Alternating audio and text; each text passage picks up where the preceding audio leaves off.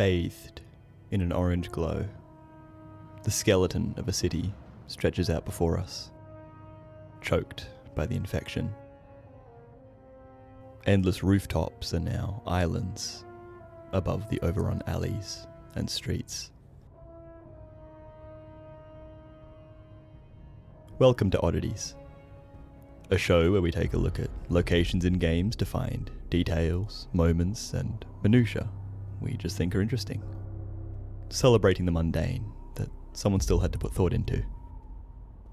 So grab yourself a tea or a coffee and sit back as we explore together. Today, we're here in the Left 4 Dead campaign, Dead Air. Notably, not having crash-landed for once. Ash floats through the broken glass of this nursery, coming to rest on the various potted plants about the place. And while wood ash can be good for garden beds, I don't think these plants will survive long with whatever burning constructions spewed this into the air. I'm sure a few of these buildings had traces of asbestos within the walls, alongside all kinds of synthetic and artificial building materials. The green flu probably isn't the only thing we have to worry about inhaling here in the city. This must have been a commercial greenhouse, growing all kinds of things to perhaps sell to various shops and customers, allowing the people of the city to spruce up their houses with some greenery. It looks like the place had an automatic irrigation system to keep the plants healthy, but it has long since been turned off. Water either running out or being directed elsewhere. You can actually look through this window here and see outside the map without no clipping. A few waterfront warehouses missing their walls, but it does indicate how close to the river we are, connecting this campaign with the previous.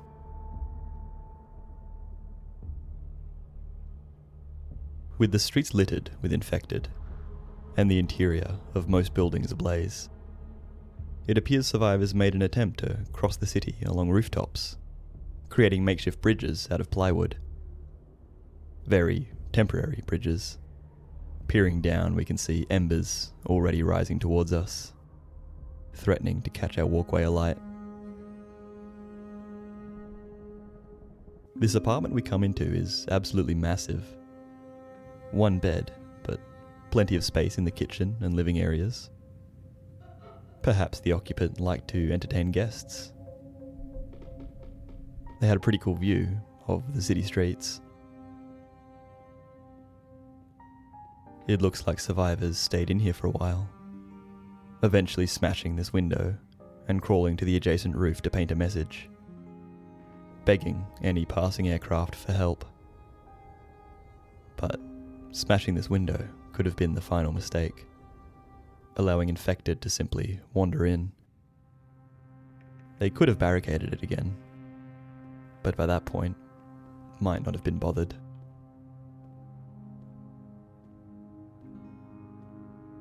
An apartment across the way still has its light on. I wonder if someone still remains hunkered within.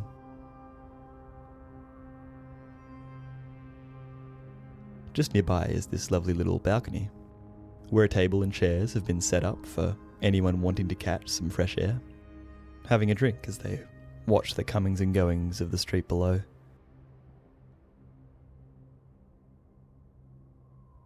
With the hotel in view, I'm sure you could see all kinds of people arriving to the city. Tourists, families, workers, business types. You have to wonder if there was actually anything to do here. It's kind of hard to tell in its apocalyptic state. I'm sure there was a museum or two. The doors to the balcony have been pushed open from within, wrenched right off the hinges. A large group of infected probably barreled through, pursuing some poor survivor. The interior of the apartment is strange, with a giant staircase leading to a hallway right in the middle. Perhaps this wasn't always an apartment complex, and the original building was retrofitted to allow for tenants. The survivors within made an attempt to barricade the front door, but it seems the infected managed to get in from above. Something smashing through from a bedroom upstairs.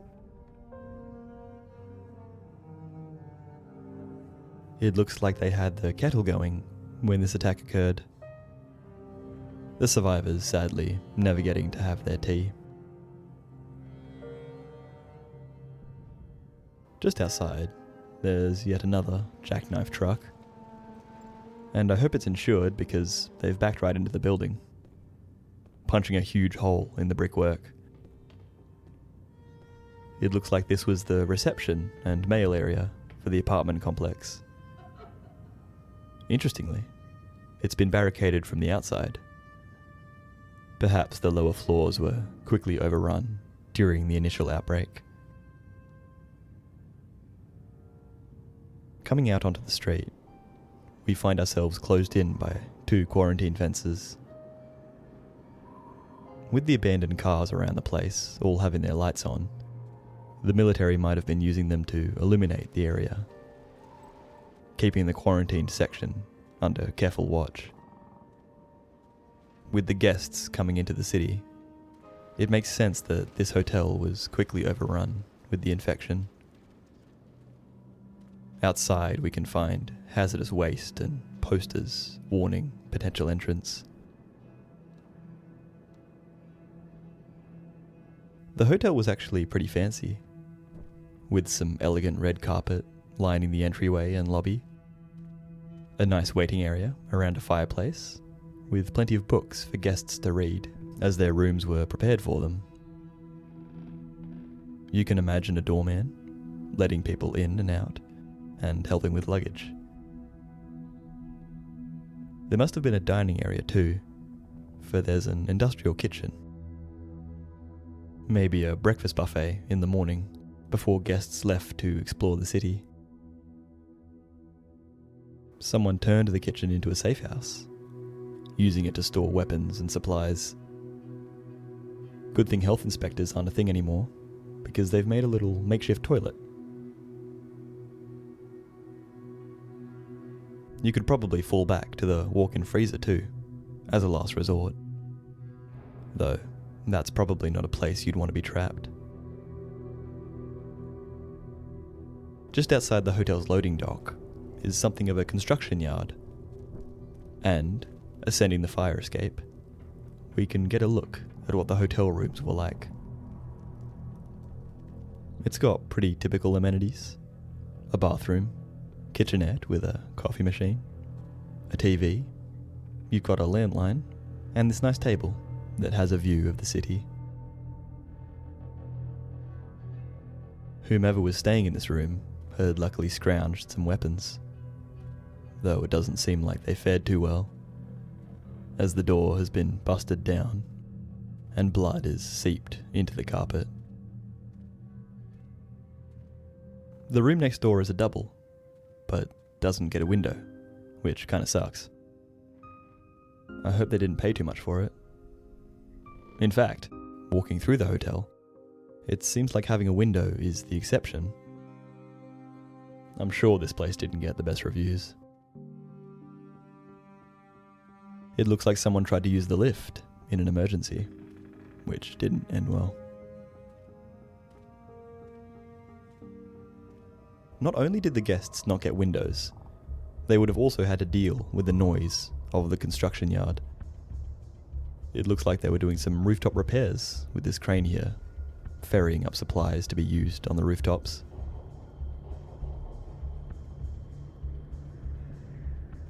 Crossing the construction site, we can come to some law offices. A very typical layout, with dull grey walls, and they have a break room. There's the water cooler, of course, where the paralegals could share office gossip. Whichever lawyer owned this practice, probably this Merrill, had their office just here. They had quite the collection of booze, likely cracking a bottle open as they consulted with clients.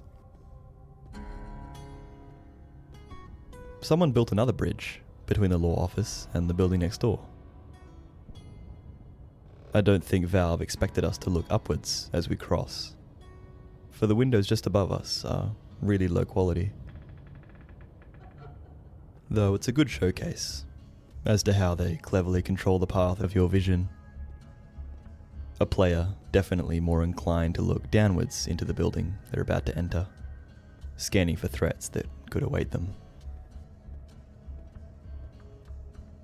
This office complex is a lot more cubicle hell, with countless partitioned desks for workers to spend their days behind. Even the private offices are drab and feature no windows. This one must have belonged to a manager, with chairs set up for consultation with workers or clients. At least this person has a plant to bring a bit of colour to their cubicle. I wonder if they bought it from the nursery we passed through. Do you think everyone hated this person for jamming an entire bookshelf into theirs? It definitely sticks out across the endless rows.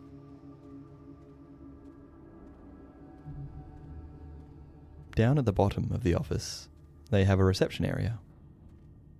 I couldn't find any chairs for the receptionists anywhere though. Hopefully they weren't having them stand up for all hours of the day.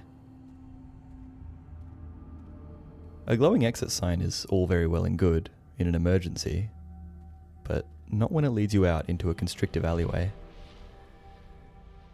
No wonder there's quite a few bodies out here. Back out into the open air, we can cross the street to the next safe house, built into a storage facility. This was quite a small-time operation, with this little complex of storage containers, probably for tenants in nearby apartments, who might not have been able to fit all of their stuff within. It looks like construction workers were busy building just next door. Probably another office complex. Site security wasn't too good, for there's graffiti all over the place. It looks like someone thought to use this incomplete tower as a place to rest their head for the night. It doesn't have much in the way of defense, but does offer great sightlines around the construction yard. It would have been a good spot, were the infected not so good at climbing. I don't think this survivor would have lasted very long. Exiting the construction site, we can turn onto this street and spy the control tower for the local airport. The lights are on. Perhaps there's still some controllers up there, monitoring radio communications for any information on what to do, or helping broadcast emergency communications themselves. As we pass through the nearby electrical station, we can still hear the equipment buzzing, working tirelessly to keep the city's lights on. But with no supervision, it probably won't be long before the power runs out.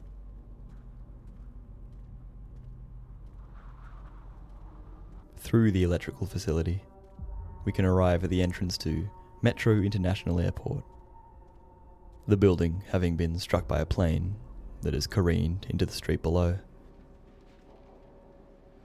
The place fared pretty well, all things considered. It looks like the plane broke up as it rolled across the street, clipping the sides of buildings but leaving the structures mostly intact. There's luggage and rubble all over the place. Piles upon piles of suitcases and bags tossed aside. Perhaps they were trying to lighten the aircraft to allow more passengers aboard, forcing them to leave their unnecessary belongings behind. You can imagine the masses of people trying to push into the airport as the infection overtook the city, dragging their loved ones behind them as they tried to force themselves on board a plane. People panicking, driving vehicles into the building in an attempt to get through, and That's not even accounting for the infected that would begin to sprout up amongst the crowd.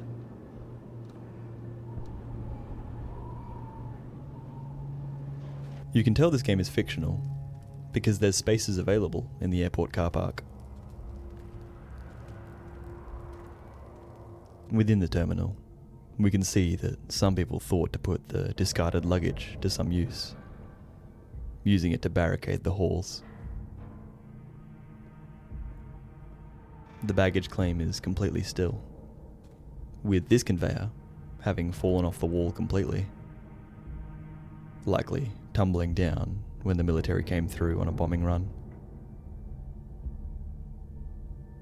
You'd think this was the domestic terminal, for all the arrivals and departures are coming and going to and from cities in the United States.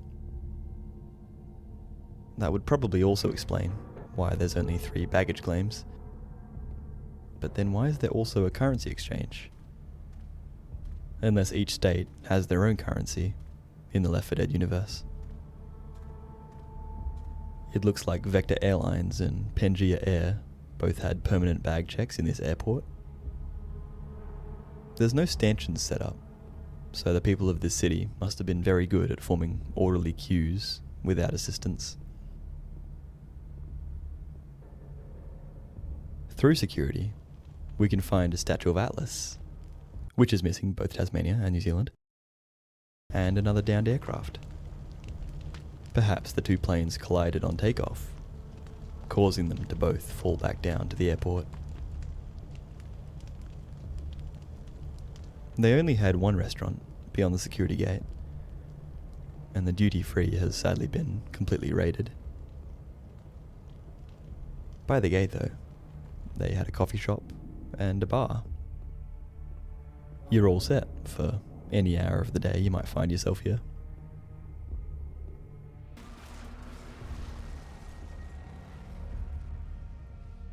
Well, it seems like this is the day to crash a plane. There's bones of aircraft everywhere, either having fallen from the sky or been bombed by the military. I'm sure it was pretty common to get into the air only to find one of your passengers transforming into a rabbit infected. The ground has been ripped apart by the constant collisions, creating a no man's land of luggage, carts, and pieces of plane. Looking from above, it seems 6 total planes lie dead by this gate. Luckily for us, 1 more plane still stands, which we can refuel and fly off into the sunset.